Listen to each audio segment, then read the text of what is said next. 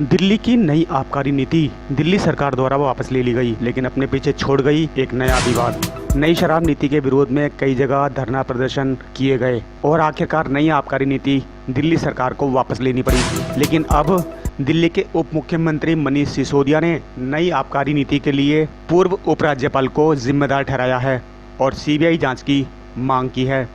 दिल्ली के उप मुख्यमंत्री मनीष सिसोदिया ने कहा, एक्साइज पॉलिसी में दुकानों के खुलने से ठीक 2 दिन पहले पूर्व एलजी ने पॉलिसी में कई फेरबदल किए। इससे सरकार को हजारों करोड़ का राजस्व का नुकसान हुआ और हम इसके लिए सीबीआई की जांच की मांग करते हैं। वहीं दूसरी तरफ दिल्ली प्रदेश कांग्रेस कमेटी में एक प्रेस कॉन्फ्रेंस का आयोजन किया गया और क्या कुछ कहा उन्होंने, आप भी सुनिए। ये सरासर बेईमानी है और मनीष सिसोदिया की प्रेस कॉन्फ्रेंस का कोई मतलब नहीं है। ये तमाम स्पष्टीकरण केजरीवाल के माध्यम से आना चाहिए था लोगों के बीच में, क्योंकि ये पॉलिसी जो थी ये दिल्ली सरकार की पॉलिसी थी, जिसके मुख्यमंत्री अरविंद केजरीवाल है, वो अपनी जिम्मेदारी से नहीं भूल सकते। और इस ढंग से जो काम गलत हुआ है, जिसको उन्होंने वापस करना पड़ा, अपनी जिम्मेदारी से भाग नहीं सकते। आज के दिन मनीष सिसोदिया ने जो स्पष्टीकरण दिया इस पॉलिसी में, अपना पल्ला झाड़ने की कोशिश की है, वो इसके दोष से मुक्त नहीं हो सकते हैं। पॉलिसी दिल्ली सरकार की थी, उनकी बनाई हुई पॉलिसी थी, लेफ्टिनेंट गवर्नर की सिर्फ अप्रूवल थी उसके ऊपर, क्योंकि कैबिनेट के माध्यम से कोई भी चीज़ जाती है तो उसमें हमेशा केजरीवाल का कहना ये रहता है कि उपराज्यपाल टीका टिप्पणी करते हैं, रोकते हैं और वो सीधा सीधा नहीं भेजते। जब उन्होंने सीधा भेज दिया उस पॉलिसी को और आपको लगता था कि अगर उसमें कोई खामियां हैं तो पॉलिसी लागू करने के लिए तो अंत में आपके पास ही पहुँची ना। तो आपके पास में इतने ऑफिसर्स हैं, इतने एक्सपर्ट्स भेजे हैं, बैठे हुए हैं, आपने क्यों नहीं उनसे पढ़वाया। और दूसरी बात यह है कि इसके लिए जांच के लिए जो कमेटी बनी है, उस कमेटी के चेयरमैन जो है चीफ सेक्रेटरी खुद थे और चीफ सेक्रेटरी ने ये आरोप लगाया कि इसमें ना तो राजस्व बढ़ा है और ये पॉलिसी गलत है, जिसके ऊपर सीबीआई की जांच बिठाई गई है। तो आपके ही चीफ सेक्रेटरी हैं। सरकार के अंदर मुख्यमंत्री के बाद में जो सबसे ज़्यादा क्रियाशील पद होता है वो चीफ सेक्रेटरी का होता है। तो चीफ सेक्रेटरी खुद जब इस बात को कह रहे हैं, कबूल कर रहे हैं कि ये पॉलिसी गलत थी, ये राजस्व में कि इसमें बढ़ोतरी नहीं हुई, सामाजिक पहलू को इसमें नहीं देखा गया और ये पॉलिसी बिल्कुल कामयाब नहीं है, इसको वापस करना चाहिए। आज की डेट में देखा जाए तो आज नई आबकारी नीति वापस हो चुकी है, आप कैसे देखते हैं? वापस होना ही था। हम तो ये कहते हैं कि हमारा ये संकल्प था कि जन विरोधी इस नीति को, भ्रष्टाचार में लिप्त इस नीति को हम वापस करा के दम लेंगे और हमने इसके लिए सड़कों पर संघर्ष किया, जनता के पक्ष को मजबूती से रखा और हमें कामयाबी मिली, हमें जीत मिली। केजरीवाल की बड़ी भारी हार इसमें हुई है।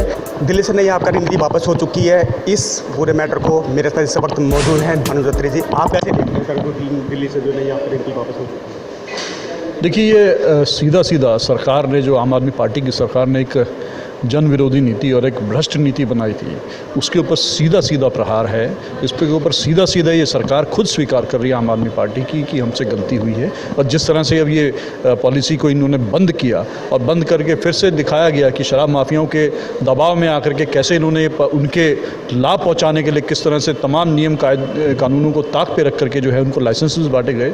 और जब कांग्रेस पार्टी ने इस मुद्दे को उठाया, लगातार कंप्लेंट की, सीबीआई की मांग की, एलजी से कंप्लेंट करी, पुलिस से कंप्लेंट करी, तो जाकर के अब ये जब सीबीआई जांच शुरू हुई तो ये अब सरकार जब घिरती दिखी तो उन्होंने उसको वापस किया और अब कहीं ना कहीं अपनी खिसियानी बिल्ली खंबा नोचे वाली स्थिति में आकर के कह रहे हैं कि पूर्व जो उपराज्यपाल थे उन्होंने इसको पॉलिसी को गलत तरीके से बनाया। लेकिन क्या जनता नासमझ है?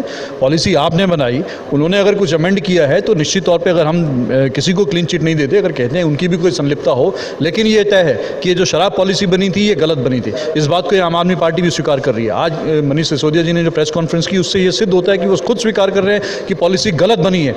अगर एलजी ने गलत उसमें कुछ अमेंडमेंट किए हैं, लागू आपने किया है, बनाई आपने, लागू आपने की, लाइसेंसेज आपने बांटे, तो ये सारी की सारी इस बात को जब खुद सरकार ने स्वीकार कर दिया है तो इसकी निश्चित तौर पे जो भी भ्रष्टाचारी हैं, जिन लोगों ने इसमें घोटाला करके, गबन करके लाइसेंसेस दिए हैं, शराब के ठेके खोले हैं, जिससे जनता दिल्ली की परेशान हुई, हमारी माताएं बहनें परेशान हुई, उनको इसका दंड मिलना चाहिए और दंड भुगतना चाहिए। क्या लगता है आपको, जिस तरह से जो दिल्ली सरकार की पॉलिसी थी कि 21 ड्राई डे को उन्होंने 3 में कन्वर्ट कर दिया, जो 2.5% था उसको 12% कर दिया, कई जगह ऐसी जगह मतलब उन्होंने अपने ठेके खोले जहाँ पर उन्होंने नहीं खोलने चाहिए थे, तो उसको कैसे देखा? लेकिन निश्चित तौर पे ये साफ दिखाई देता है कि इनकी नीति यही थी कि किसी तरह से दिल्ली में शराब का कारोबार बढ़े, दिल्ली में शराब की सेल बढ़े। उसी को देखते हुए पहले इन्होंने 25 साल की उम्र युवाओं की घटा करके 21 साल कर दी ताकि इनको नए नए ग्राहक मिल सकें।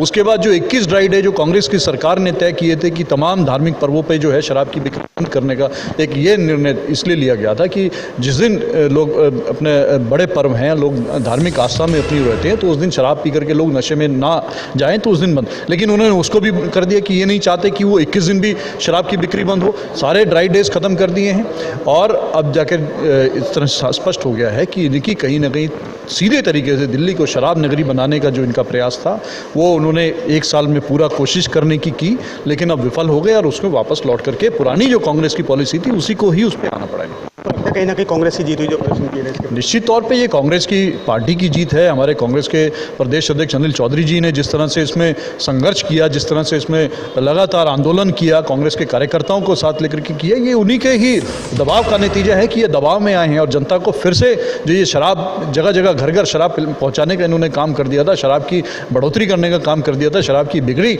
गली गली पहुँचाने का काम कर दिया था, उस पर रोक लगाने का काम किया। अनुज अत्री जी मेरे साथ थे। इस वक्त उन्होंने कहा जो दिल्ली में प्रदर्शन हुए कांग्रेस के द्वारा और नई आबकारी नीति के विरोध में जो प्रदर्शन किया गया, कहीं ना कहीं कांग्रेस की जीत है।